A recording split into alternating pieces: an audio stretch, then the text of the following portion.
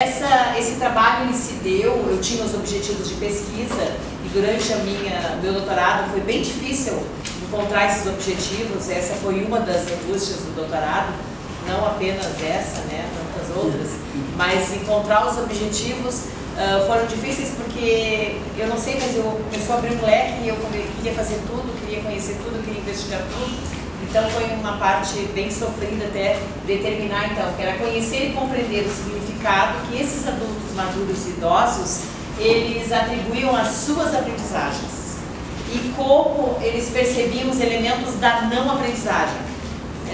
Durante o mestrado, a dúvida, eu foquei muito nas aprendizagens, mas sempre surgiam as não aprendizagens. E não são não aprendizagens provenientes de dificuldades ou de impedimentos orgânicos.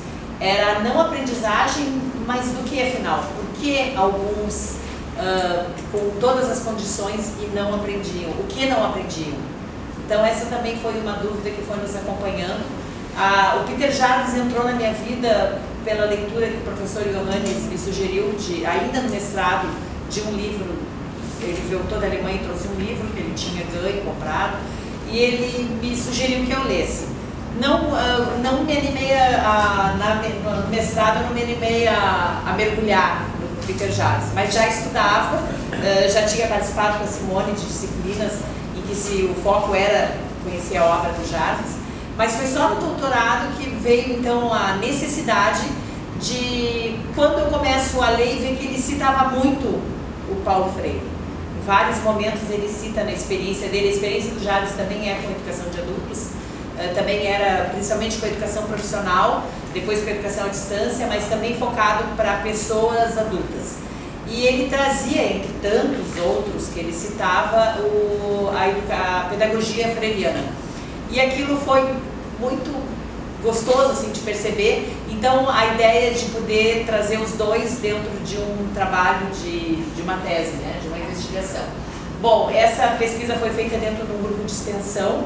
Eu sou professora extensionista desde 2005, né? Vocês sabem que a universidade está alicerçada no ensino, na pesquisa e na extensão. Então a extensão a qual eu me dedico, ela é um programa de educação para pessoas acima de 50 anos, sem limite de idade, que oferece atividades pedagógicas.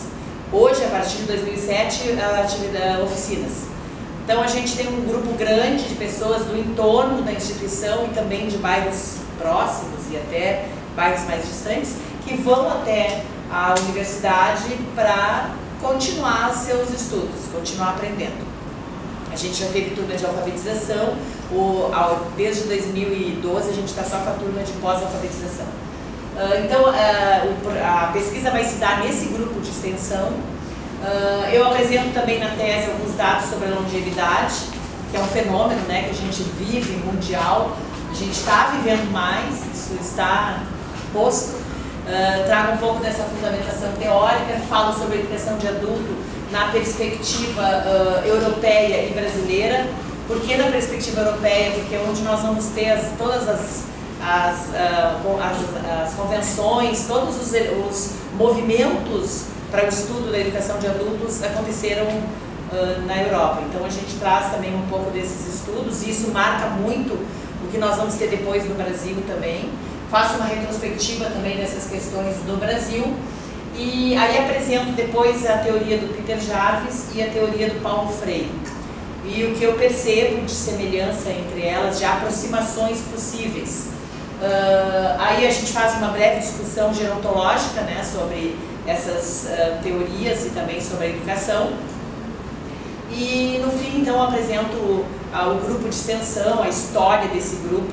Como toda extensão no Brasil, a extensão inicia com um projeto assistencialista, né? Se distribuía comida, cadeira de roda, roupas, enfim.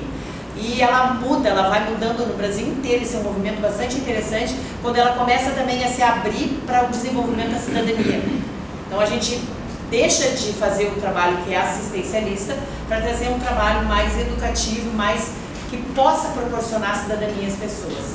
E existem vários viés, né, de extensão, com várias idades e etapas da vida, e de formas diferentes também.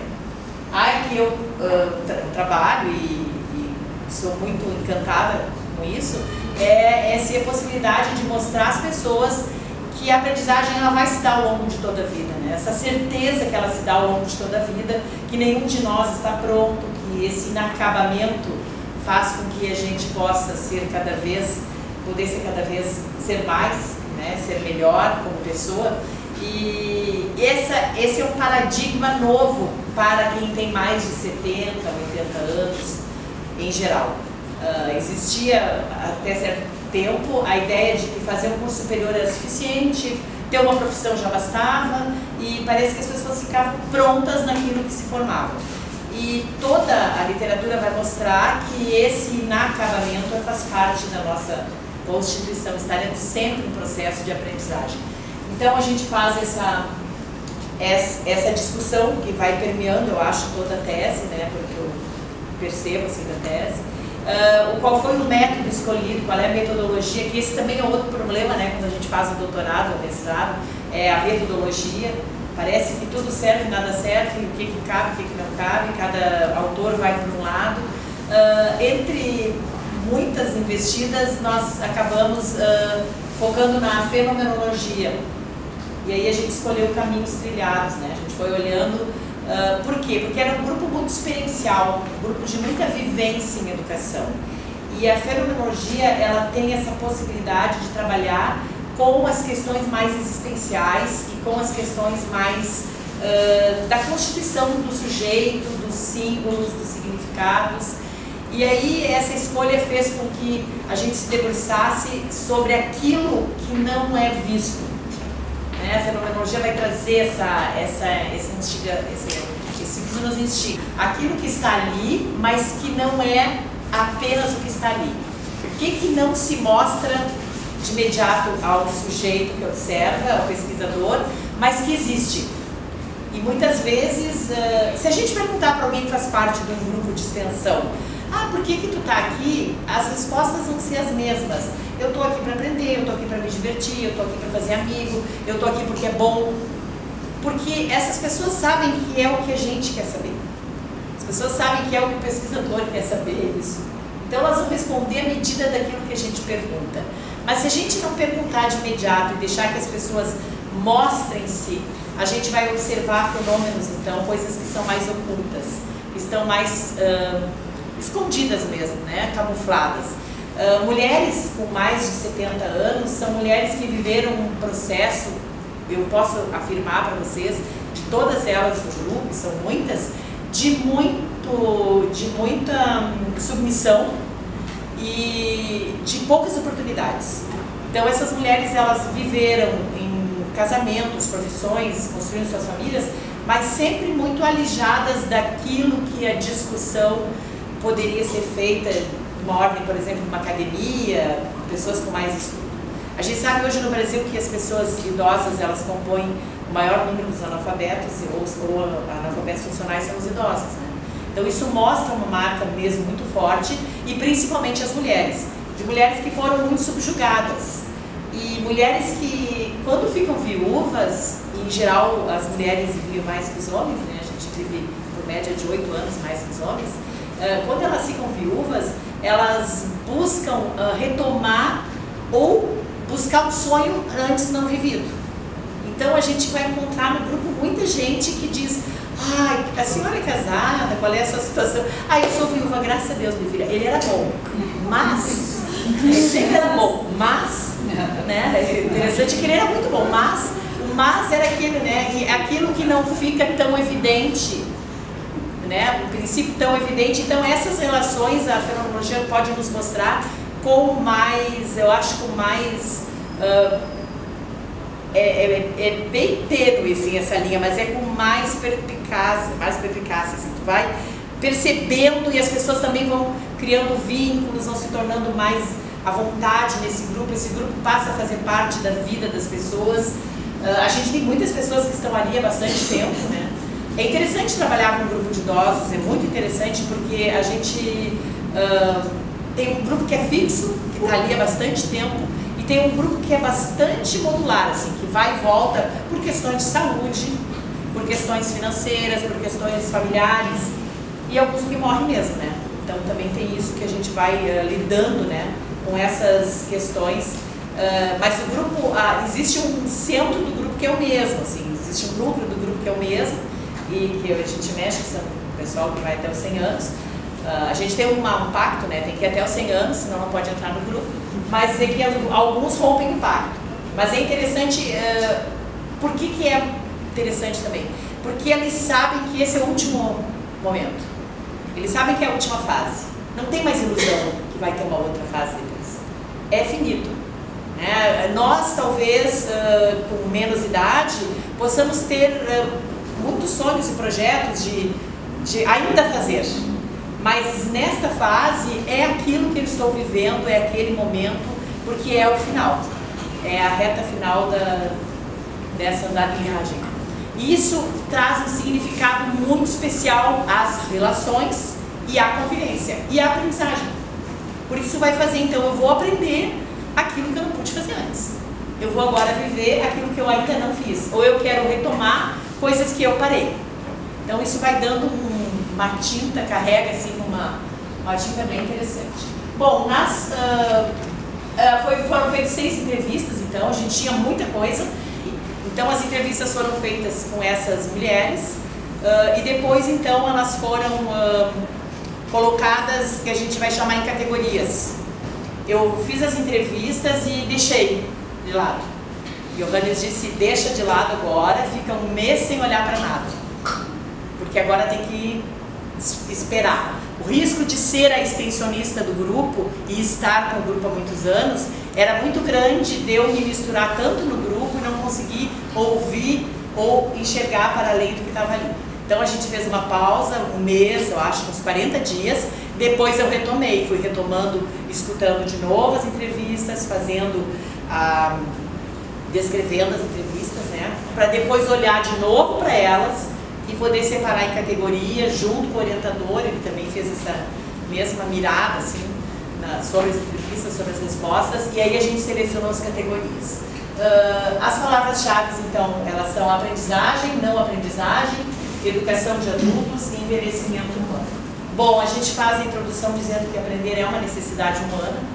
Nós vivemos e por que aprendemos, evoluímos porque aprendemos, senão nós ainda estaríamos no mesmo lugar, se bem que tem gente que ainda faz no mesmo lugar, mas não é isso. Em geral, né, nós aprendemos. Não, tem gente que até plana. Tem gente, é verdade. Mas em geral, né, o humano aprende e aprender é uma necessidade de vida, de poder viver, de sair daquele espaço. A gente vai ter aprendizagem como... Aí a gente vai olhar para a aprendizagem como um aspecto muito amplo, né, de aprendizagem. A gente aprende o tempo inteiro, aprende constantemente. Claro que algumas aprendizagens serão mais significativas, mais duradouras, outras serão aprendizagens mais automatizadas, mas aprender é da nossa condição humana. E aprender ao longo da vida, então, se torna essencial para estar inserido nessa sociedade, nesse século, nesse momento, nessa evolução toda tecnológica, e no momento em que se mudam também muitas relações. Então aprender vai fazer com que o sujeito possa estar nesses lugares sem perder o pertencimento. Uma das questões do envelhecimento é a perda dos problemas, é a perda do estado social, do estar em algum lugar, né? Estar ou no trabalho, ou estar produtivo, sentir-se produtivo frente a alguma coisa. Então essa é uma das dificuldades quando a gente vai envelhecendo, é estar fora, mais fora desses lugares sociais, de papéis sociais. Então aprender vai fazer com que se possa trilhar ainda esses caminhos. E além disso, aprender ao longo da vida faz parte das metas, né?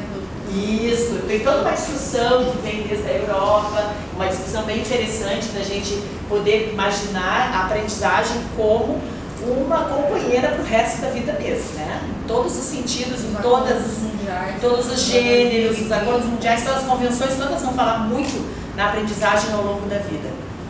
Mas parece que aqui a gente não está... O Brasil parece que não está ligado nisso. Parece que a gente não está... Bom, mas vamos lá. Vocês sabem que hoje existem mais de 810 milhões de pessoas acima de 60 anos no mundo. É muita gente, né? É gente pra... E a cada 60 segundos, 2 pessoas fazem 60 anos no mundo. Interessante, né? A cada 60 segundos, 2 pessoas estão fazendo 60 anos no mundo. Bom, isso tem que trazer uma mudança social muito grande, de políticas públicas, de questões econômicas, de questões educacionais. Como vamos viver e como vamos, como sociedade, nos colocar para essas pessoas que estão envelhecendo? Somos nós que estamos envelhecendo. Cada um de nós, a cada dia, está ficando mais velho. E para as novas gerações. Aí a gente vai ter o discurso, né, da Previdência Social, que vai ter muito velho e pouca gente para sustentar os velhos, né? Isso é uma conversa também que teria uma outra tese, que a gente pode pensar, né? Mas o fato é que daqui a pouco tempo, em 2030, a previsão do Brasil é que 2/3 da nossa população esteja com mais de 60 anos. A gente tem menos crianças, a gente já viu isso nas escolas, né? As escolas oferecem menos turmas, as escolas grandes estão fechando salas, perderam alunos. Onde estão essas crianças? Não nasceram mais. A gente tem um número muito menor de crianças agora no mundo e no nosso país também. Mas isso já na Europa antes, né?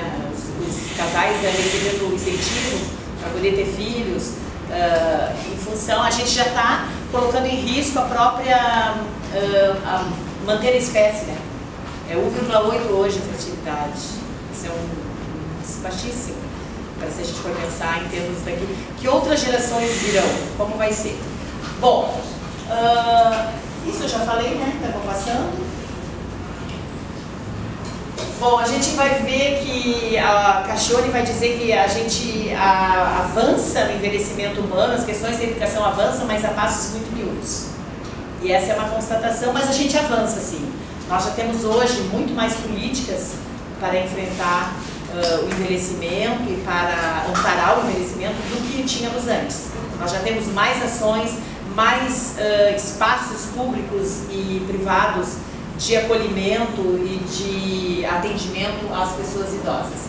As universidades têm um papel forte nisso no Brasil, porque foram a primeira instituição foi o SESC, que ofertou o lugar para essas pessoas aposentadas passarem a tarde e terem jogos, atividades físicas, depois palestras, dança.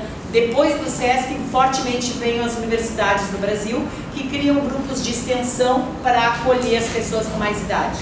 Então a gente tem essa... E aqui no Rio Grande do Sul a gente vai ter a Universidade Passo Fundo como a pioneira pela pessoa do professor Agostinho Dotz, que vai ser o grande professor, está vivo, tem 90 e poucos anos e produz ainda muito.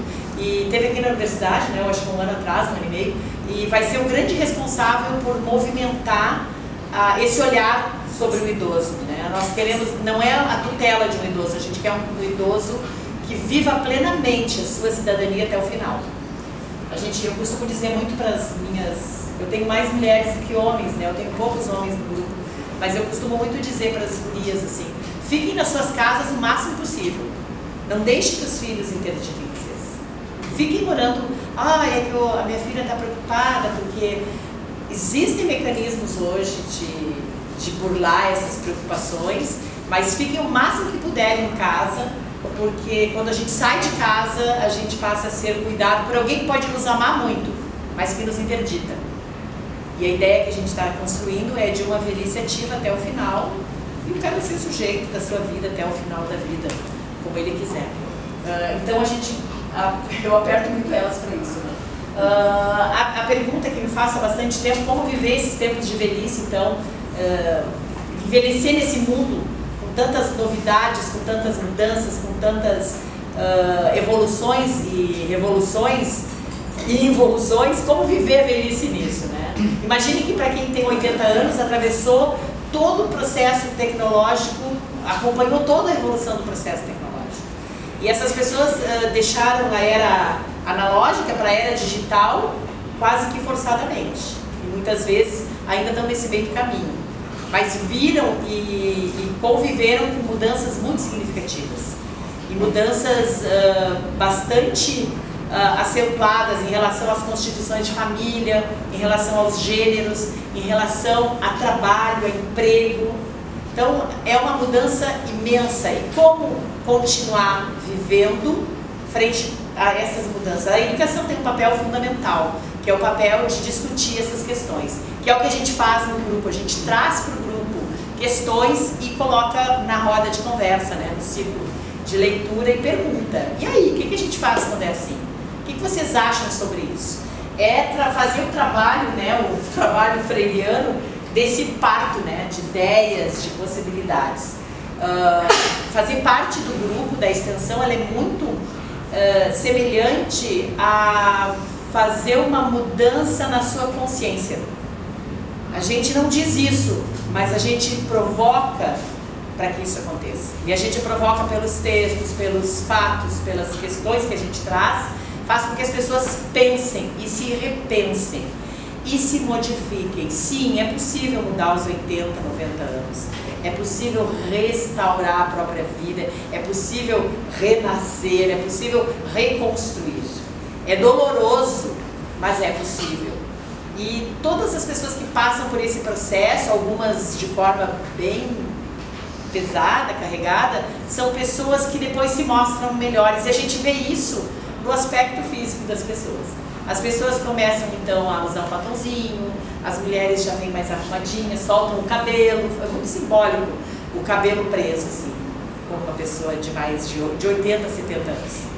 Aí de repente, assim, soltou as madeixas. Ah, não, mas cabelo solto é pra gente nova. Né? Não, tá lá, com 80 anos de cabelinho solto, de batonzinho. Os homens começam a se trajar diferente. Eles passam camisa, antes vinham tudo de qualquer jeito. Aí passam a camisa social, vem mais bonito, vem mais cheiroso. Elas dizem, nossa, fulano tá com cheiro tão bom. Ah, tu notou? Tem perfume. Então a gente vai vendo na mudança da imagem que eles têm de si. Porque eu estou pertencendo, eu estou fazendo parte, estou convivendo. Eu tenho um grupo que me olha, que conversa, que beija, né? Que cheira o meu pescoço. Gente, já pensou? Cheirar o pescoço é bom, né? Às vezes a pessoa está com 80 anos, ninguém vai cheirar o pescoço de quem tem 80 anos. E num grupo, isso, sério, e num grupo em que a convivência vai se estabelecendo, essas marcas vão, e tem sempre aquele que é mais pegador, né? Tem sempre aquela que é mais generosa, e tem aqueles que têm mais dificuldade com isso também. Mas isso é muito interessante, porque isso também é vida. Um tempo atrás, eu levei no grupo aquela moça, Andréia Pilber, vocês devem conhecer, ela escreve no Diário Gaúcho, ela é uma sexóloga, e eu levei ela, mas não avisei pra ninguém, né? Em uma sala cheia, eu acho que eram uns 80, e ela foi falar sobre relação sexual.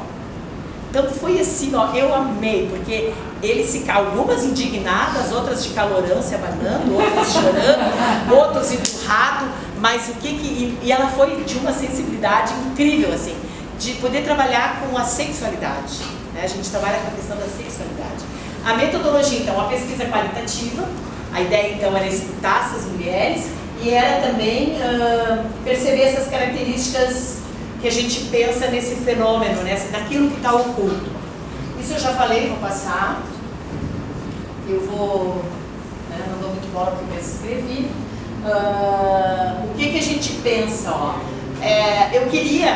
Eu achava que era importante, e o Hannes também, é saber na vida cotidiana o que fazia diferença estar ali na vida cotidiana dessas pessoas.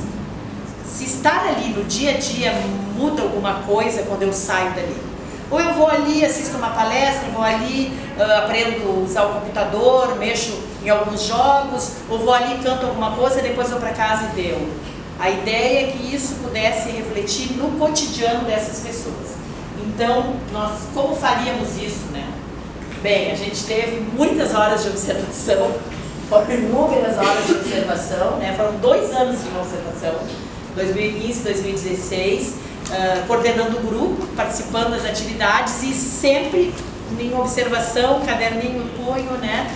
Lá tinha uma atividade diferente, eu estava lá junto, para poder ver esse movimento que se faz dentro do grupo também, de chegada de novos, como eles recebem, do afastamento de alguns, como é que eles lidam com isso também. E tivemos muitos momentos, né? Momentos culturais, momentos sociais, momentos pedagógicos, visitas a museu, a feira do livro, os momentos sociais, aniversário, festa de alguém, aniversário de casamento, encerramento do grupo, início de ano letivo e as questões pedagógicas que seriam as oficinas que eram ofertadas. Depois de tudo isso, então, a gente focou nas oficinas, em algumas oficinas, porque era muita atividade e eu fiquei com muita coisa, muito material, e aí o Johannes, o bom que o orientador tem essa capacidade, né, de dizer pra gente, chega, Denise, agora tem que ser desse jeito, né? Ou então, menos militância. O Johannes adora isso, né? É o papel do orientador. É ótimo. A gente não tem que dá o papel do pai, né? Que faz o corte, faz o limite, né? Então, então nós ficamos na oficina de informática básica e avançada. São 2 momentos de oficina, a básica para aqueles que estão chegando e ainda não conhecem muito ou sabem pouco da informática, e o avançado para aqueles que já têm e-mail, já andam pelas redes sociais, já tem mais fluência na rede. Então, essa oficina ela se dava num dia. Eu fiquei mais nesse período no sarau literário, que era muito interessante, era discutido obras, estudado autores, elas eram convidadas a escrever também os seus poemas, muitas leituras, muito interessante. O autor sempre era uma escolha do grupo. E o canto e o espanhol. O canto era feito por um próprio componente do grupo, que sabe tocar violão e já foi músico, então ele é músico. Ele também tinha essa oficina de canto. E o espanhol com um professor aqui da URGS, até um professor aposentado aqui da matemática, que desenvolvia essa oficina de espanhol. Ele é muito brincalhão, muito lúdico, então era incrível também o espanhol. Então eu fiquei nessas oficinas no segundo semestre de 2016, só observando essas oficinas para ver até o comportamento dentro dessa oficina, as reações, as aprendizagens e as não aprendizagens. Bom, depois dessas observações, então, a gente foi olhando, então, aí a gente tinha muito material, e aí foi que nós pensamos, não, precisamos fazer uma entrevista agora, precisamos cortar, selecionar, chegar a funilar um pouco esse material, e aí poder pegar alguns elementos. Então, aí que se chegou às 6 senhoras, e as 6 senhoras, então, foram escolhidas, né, uma entrevista semi-estruturada, uma entrevista em profundidade, uma entrevista em que eu apenas fazia uma primeira pergunta, igual para todas, né? Entrevistas individuais, mas que depois, o que vinha depois era em decorrência daquilo que elas respondiam. Então essa era a entrevista, foi a entrevista em profundidade. É uma técnica, né, que permite esse relacionamento mais estreito entre o entrevistador e o entrevistado, para que a gente possa perceber então como essas ações elas tinham influência na vida dessas pessoas. Então, eu já falei nisso, a assiduidade, a participação, então essas mulheres foram escolhidas. E aí o primeiro problema era eu não queria usar o nome delas, mas elas não quiseram. Eu queria um outro nome, expliquei todas as questões éticas, mas elas queriam o nome delas fosse preservado, porque eu percebi nisso uma importância enorme de fazer parte do projeto, né, de fazer parte de uma pesquisa, não tinha problema nenhum. Então, se manteve o nome delas. E como fazer? Eu tinha muito receio de chegar na entrevista só entrevistar. Eu achava, a gente sabe que quando a gente entrevista as pessoas vão dizer o que a gente quer ouvir. Aí eu queria uma entrevista que fosse um pouco, pudesse mexer com as questões mais íntimas e como é que eu ia deflagrar isso? Então a gente eu escolhi 2 imagens, tá, de um pintor que eu gosto bastante, que é o Johannes Wimmer. Eu escolhi então a primeira é a leiteira, a obra é a leiteira, e depois o outro obra é do pintor do Toulouse, né, que é o do Baile Moulin Rouge. Por que eu escolhi essas 2? Porque eu queria coisas que remetessem à vida pessoal cotidiana, mas eu queria também algo que remetesse a sair do que é cotidiano. E eu achei que um baile no Moulin Rouge é muito interessante, porque é um grupo muito animado de mulheres, né? Eu tinha esse conhecimento delas. Então essa é o primeiro mostrado, eu fiz essas imagens grandes, um papel muito bonito, mandei imprimir. Então eu mostrava a primeira obra e eu perguntava: o que tu sente quando tu vê essa imagem? Basicamente eu fazia essa pergunta: o que tu sente quando vê essa imagem? E aí elas iam falando. E a mesma coisa com a obra 2, tá? E a partir do que tu sente quando tu vê essa imagem, é que surgiam as coisas da vida pessoal. Aí vocês têm ali alguns da entrevista. Isso a gente fez em fevereiro, elas foram todas gravadas no celular, depois elas foram transcritas. Algumas foram mais extensas, outras foram mais enxutas, né?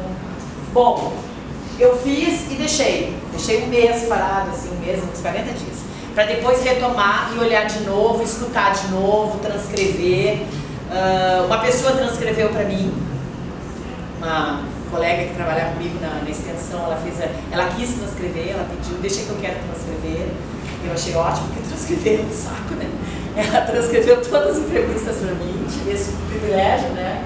Bom, e aí então a gente vai, quando olha para o que está escrito, é que a gente vai fazendo o que é chamado na fenomenologia de redução. A gente vai então fazendo essa redução das proposições, aquilo que mais aparece, a gente vai reduzindo para se tornar então uma categoria. E aí a gente vai vendo, vai agrupando essas categorias para ver se há um distanciamento ou uma aproximação entre elas.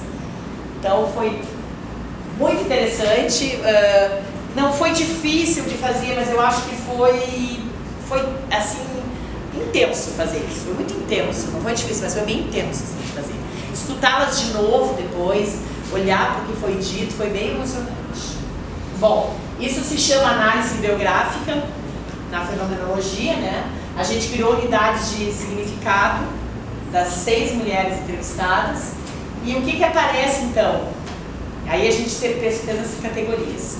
Convivência no grupo Revivendo a Vida.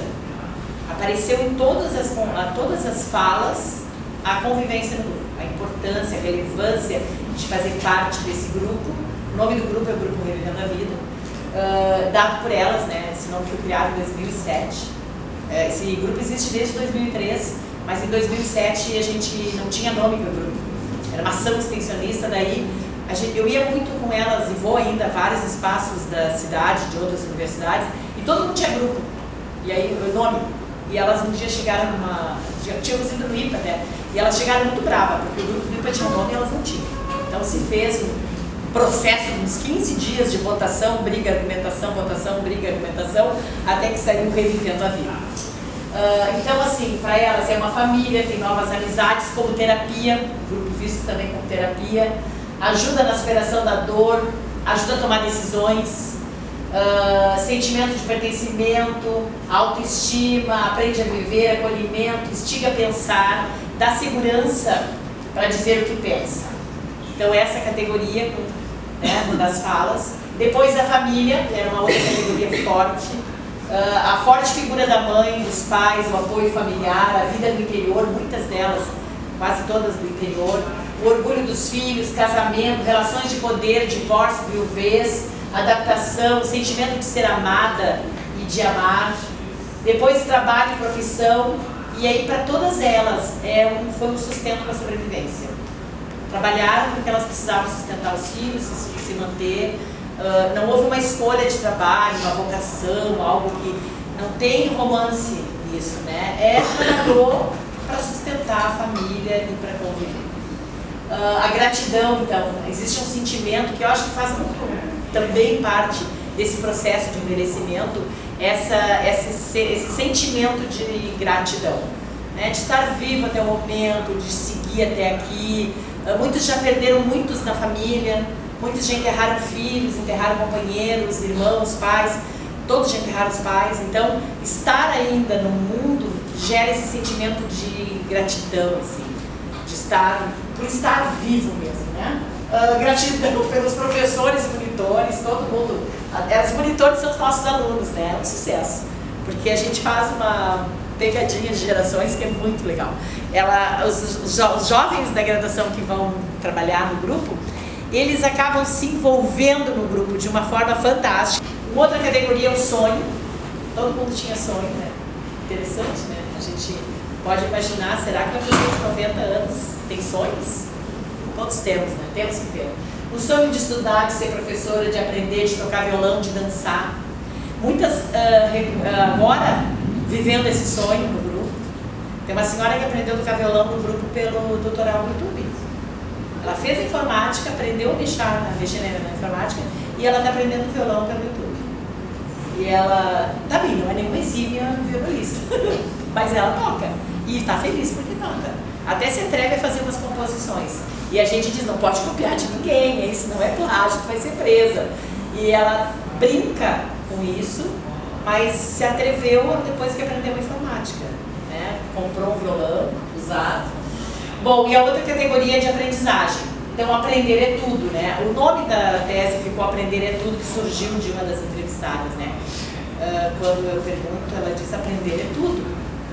E estudar para saber o que ainda não sabemos, estudar para saber mais, ter mais conhecimentos para dialogar, aprender por si mesmo, perguntar para aprender, aprender pesquisando, aprender tem que querer, o conflito faz aprender, aprender para desenvolver, aprender fazendo, o clique da aprendizagem, precisa de método, precisa de condições de saúde. Essas são palavras delas, né, das entrevistadas. Então a gente, quando vê da aprendizagem, é um deleite, né, olhar para a aprendizagem, imaginar que aprender é tudo isso mesmo, né? Aprender é tudo isso mesmo, em qualquer idade.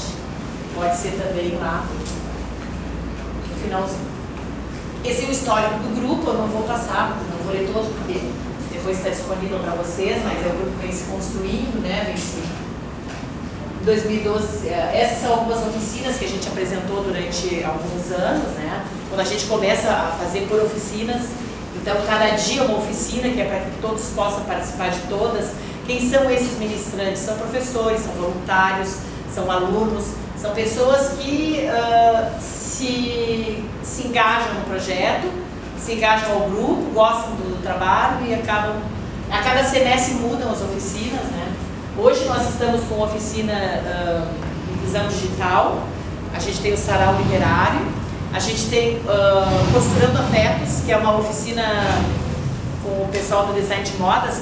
Elas pegaram dois lugares, 2 asilos de Porto Alegre, 2 orfanatos de Porto Alegre, e elas fazem as roupas dos bebês que estão lá.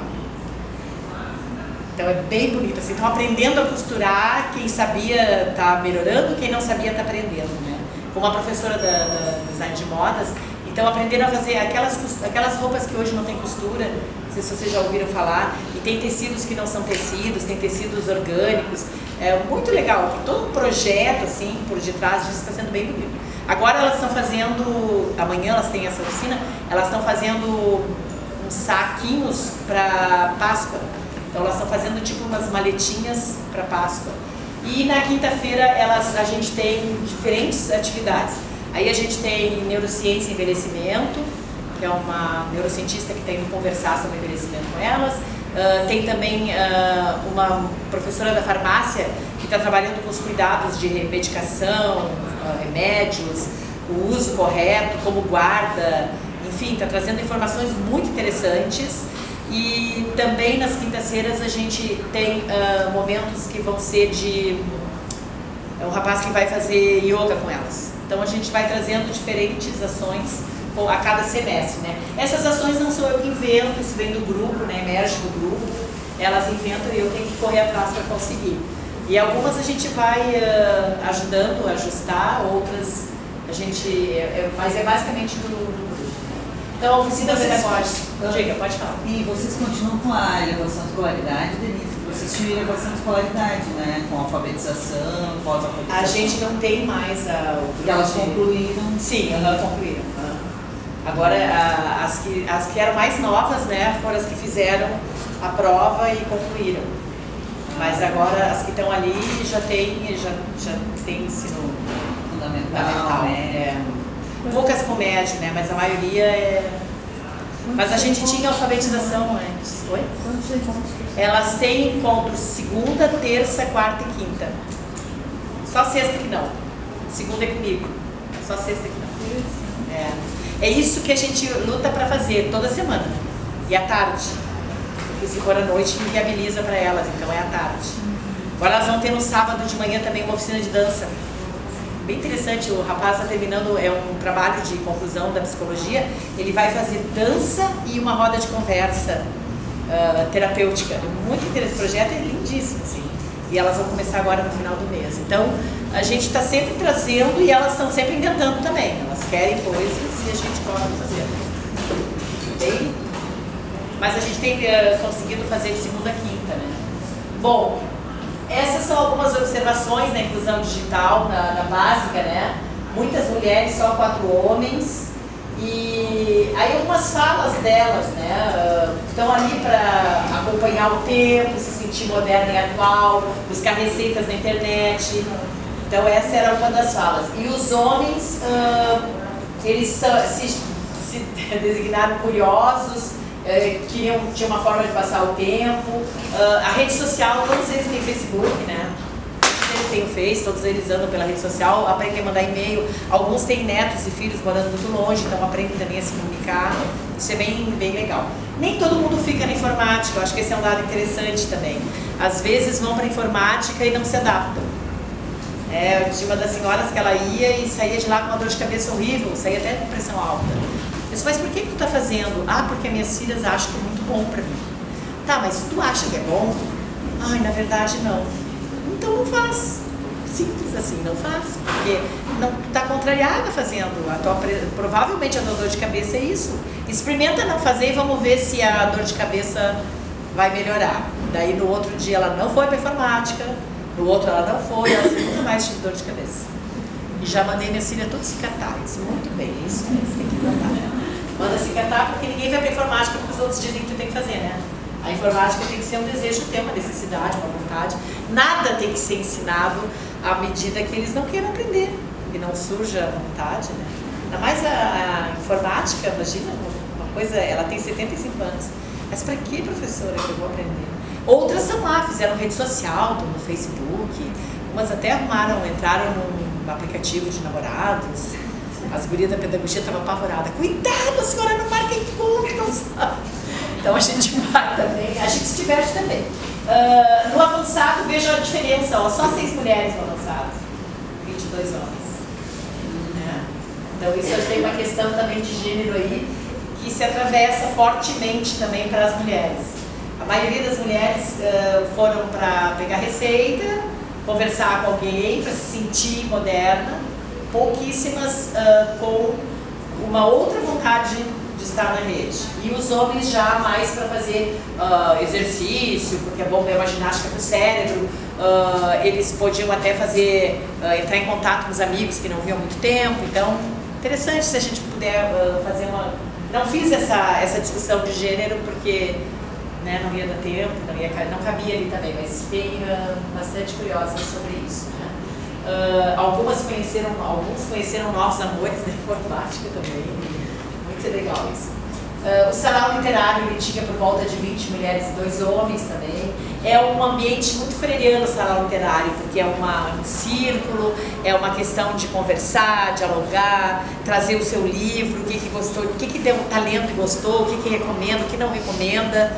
E aí ele flui. Os dias que eu fui observar, eu até perguntei, ué, mas por que assim me fazendo de boba, né? Por que assim esse redondo aí, o que está acontecendo?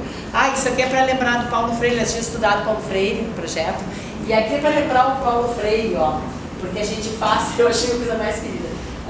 E uma delas disse, eu nem gostava de ler, achava tão chato. Aprendi aqui que ler pode ser maravilhoso, pode ser bom para a alma. Então, os livros trazidos também, né, livros ranqueados por elas mesmas. O que elas querem ler, o que gostam de ler. E aí, claro, entre esses a professora também trazia livros interessantes, livros de autores importantes. A gente também vai, né, colocando ali alguma marca e para também tornar uma coisa... Senão vai ser só Paulo Coelho, né? Não dá. Eu tenho problemas com Paulo Coelho, gente. Se vocês não têm, mas eu tenho. Muitos. Bom, então tá. Eu até fiquei feliz que... Não, depois... em espanhol, a média de 12 e tal. O professor de espanhol é um professor de matemática aqui da URGS aposentado. Ele é muito alegre, muito disposto, muito brincalhão. Ele ensinou só vendo filme e com as músicas dos filmes em espanhol. Então ele usou uma dinâmica incrível e elas eram um movimento muito alegre, de muitas, e já se arriscavam nos olá, que tal, como estás, passaste bem. Então era muito interessante dizer, oi, a senhora está muito bem, tu como estás? Então era muito engraçado vê-las, né? Quando elas começam uma língua nova, elas dizem assim, professora, eu nem sei falar direito português, por que eu vou me meter a falar isso? E a gente vai dizer, ué, mais um motivo, vamos aprender a falar mais alguma coisa. Ah, mas e se eu não souber? Mas a gente aprende, vamos lá. Então a gente vai sempre instigando, porque nós lidamos com uma população que ela é do entorno da instituição. Então muitas mulheres que estão ali só entrariam ali para limpar a faculdade, dito por elas. Eu só imaginava vindo aqui se fosse para limpar os banheiros, mas agora eu estudo aqui. Então a gente está lidando com pessoas que não tinham acesso, não tiveram acesso, e hoje participam dos mesmos espaços, né, de outras pessoas. Então existe um sentimento de menos-valia, assim, um sentimento de eu não vou ser capaz, não, por que eu vou aprender espanhol se eu nunca vou viajar? A gente até tentou fazer uma viagem para o Uruguai, mas não deu, a gente não teve dinheiro nem condições, mas a gente, eu e o professor fizemos um movimento bem grande aquele ano para tentar ir ao Uruguai com elas, porque a gente achou que ia ser o máximo, né, levá-las ao Uruguai. Viemos ir na colônia de Sacramento, mas não deu, o dinheiro não foi o suficiente. A gente até conseguiu fazer muitos conosco, mas não deu certo. Aí o irmão, elas começaram a dizer, o fulano, o nosso irmão não veio mais. Então esse vocabulário passa a fazer parte do dia a dia, né, de uma forma séria, elas falam sério aquilo ali, né? O projeto Paulo Freire, né, o educador que amava todas as gentes, esse era o projeto que elas estudaram. E elas tinham uma apresentação, então elas escolheram aquela música da Elis Regina, O Bêbado Equilibrista, porque elas contextualizaram todo isso, foi uma aula inaugural da pedagogia, então elas contextualizaram todo o processo vivido na época, trouxeram a música e estavam vestidas e cantaram a música, foi belíssima, assim, foi uma coisa emocionante. E isso que eu assisti eram os ensaios para esse espetáculo, né? Então um clima super bom, muita seriedade, assim, elas não queriam passar vergonha, o professor bastante sério também, bastante rigoroso, mas foi bem bonito também. Como é que a gente analisa as entrevistas, então, né? Fiquei longe, bom, a ideia de dar voz e vez a essas mulheres, né? Respeitando profundamente as suas falas, encharcadas pelas experiências vividas ao longo desses anos. Isso foi talvez o meu movimento mais difícil, assim, durante todo o processo, foi fazer esse distanciamento para poder escutar de fato e olhar de novo para o material que eu tinha, a riqueza do material que eu tinha. E aí a gente tem aqui uma entrevista da Maria Elizabeth, ela faz toda... A Maria Elizabeth que diz, né, aprender é tudo, ó. Ela conta que na infância ela queria muito estudar, ela era uma família grande, ela acabou ficando para trás nos estudos, como muitas das outras também, e ela diz que chorava para ir para a escola, queria ir para a escola, né? Quando teve que sair da escola, ela tinha o sentimento de ter sido arrancada da escola, porque queria muito continuar estudando. Então estar ali no grupo é uma coisa para ela bem significativa. A Maria Elizabeth, ela faz no grupo um papel muito importante, porque ela organiza as apresentações culturais e artísticas. Ela que organiza tudo isso, assim, ela tem esse talento, e eu deleguei isso para ela já faz uns 4 anos, acho. Então ela que organiza elas para fazer, ela vê figurino, e elas têm uma liderança muito interessante. E ela é uma pessoa bem humilde para fazer isso, né? Aí eu fui separando alguns pedacinhos, né, das entrevistas, e aí a gente faz a reflexão com onde eu enxergo o Freire, né? Eu enxergo o Freire, sinal, mas onde eu posso perceber mais Freire. Eu disse assim, ó, por que, Maria Elizabeth, o que tu queres dizer com isso? Quando ela diz que o Revivendo a Vida era muito importante para ela. Aí ela diz, tudo, o grupo Revivendo a Vida me devolveu a vida. Isso eu posso dizer, porque eu sempre fui muito sonhadora. A senhora sabe disso. E eu precisava dar asas às coisas que eu tinha guardado e ainda tenho até hoje. Eu ainda não realizei essas coisas todas e através do grupo eu consegui realizar muitos desses sonhos. Então o grupo é um acolhimento, é uma grande família. Tem momentos assim de alegria e tem momentos de choro, momentos de abraços, beijos, momento de brigas, porque a família é assim. Aí eu trago um pouquinho do Freire ali. Sonhar não é apenas um ato político necessário, mas também uma conotação da forma histórica e social de estar sendo de mulheres e homens. Faz parte da natureza humana que dentro da história se acha em processo de tornar-se. Em sua fala, Maria Elizabeth reconhece a possibilidade de tornar-se, de estar sendo, o que sonhou em sua juventude, que era ser professora, fazendo-se, refazendo-se nas experiências de aprendizagens, no e com o grupo, tornando-se inserida no mundo, pois tem no sonho um motor para a mudança. Contudo, para Peter Jarvis, ser e tornar-se estão inexoravelmente entremeados. E a aprendizagem humana é um dos fenômenos que une os dois, pois ele é fundamental para a própria vida, né? O Jarvis vai dizer que o sonho, né, que sonhar e fazer vai estar permeado, que é fundamental, que sonhar é aprender, que é fundamental para a aprendizagem da própria vida. E assim eu fui fazendo com alguns, a gente foi escolhendo algumas partes, o material de todas as entrevistas é um material riquíssimo. A Simone conheceu todo o material, né? Depois na tese eu não deixei as entrevistas na íntegra, por conselho da Simone, então eu deixei só aquilo que a gente selecionou. Aí, quando questionada sobre a dificuldade, ela queria muito aprender inglês, a Maria Elizabeth, mas ela não aprendeu, ou ela aprendeu quase nada. E aí eu pergunto, tu tens uma ideia por que essa dificuldade de não ter aprendido inglês como tu pensava? Tu tens uma ideia do porquê? Se é o método, se é a forma? Eu pergunto para ela. E ela diz, eu acho que foi a fórmula, até o mantigo, né? Porque a gente fazia um trabalho com figuras e a gente colocava os nomes nas figuras. Pessoas, a gente também colocava com artistas. Se fazia frase sobre aquele artista, até que tudo ia bem. Creio que foi assim. Ó, realmente eu trocaria muito verbo. Eu fazia uma troca e não era. Achava que aquilo não tinha sentido naquela frase. Aí ela achava que escrevia mal em inglês. Então ela era muito exigente com ela no inglês. Mas tem um porquê de ser. A filha dela é professora de inglês. Então a filha incentivou o estudo da oficina. E eu acho que o medo, o receio dela foi não estar no nível da filha, né? Ou estar pronta para conversar com a filha, apesar da filha sempre ter dado muita força para ela. Então o Jarvis vai dizer, toda aprendizagem humana começa com disjunção, que é um conceito interessante do Jarvis. Nós aprendemos porque há uma disjunção com a gente, que é uma ruptura, é um momento em que a gente não fica satisfeito com o que está e a gente tem que aprender. A gente tem que dar aquele, diferente do conceito piagetiano, o conceito dele de disjunção ou ruptura é esse start que dá e a gente tem que aprender. Alguma coisa eu preciso fazer.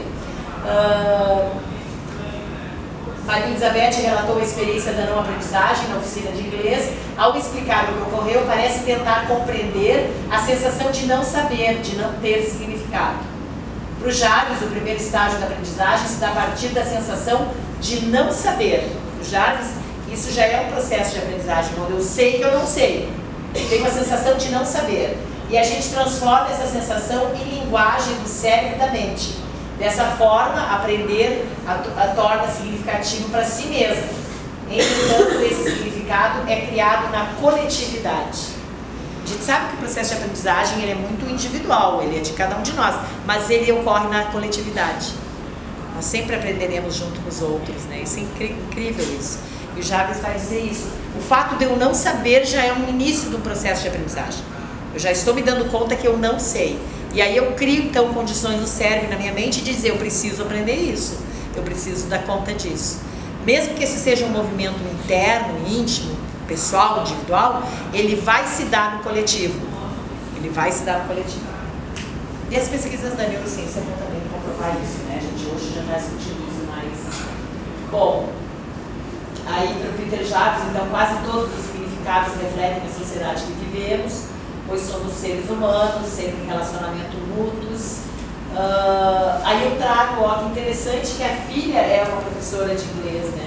Então isso nos faz pensar Por que na língua inglesa esse momento de... essa sensação de não saber? Aprender uma outra língua pode ser um desafio em qualquer idade. A gente sabe que é, né? Mas para adultos maduros e idosos, vem carregado do medo de fracassar. Imagina se eu fracasso, minha filha é professora de inglês, eu não consigo. Pode passar por isso, né? E ela pode ter essa expectativa sobre o seu próprio desempenho intelectual. Eu não aprendi por quê? Porque sou burra, que eu não aprendi. Assim como Elizabeth desejava conversar com a filha em inglês, pode-se pensar no que significaria essa possibilidade para ela. Quem sabe garantir um lugar de reconhecimento intelectual aos olhos da filha. Porque o máximo que ela conseguia com a filha era Hi, how are you? E deu. Mas ela queria poder conversar com a filha em inglês. Eles 2 anos ou 3 anos tiveram inglês.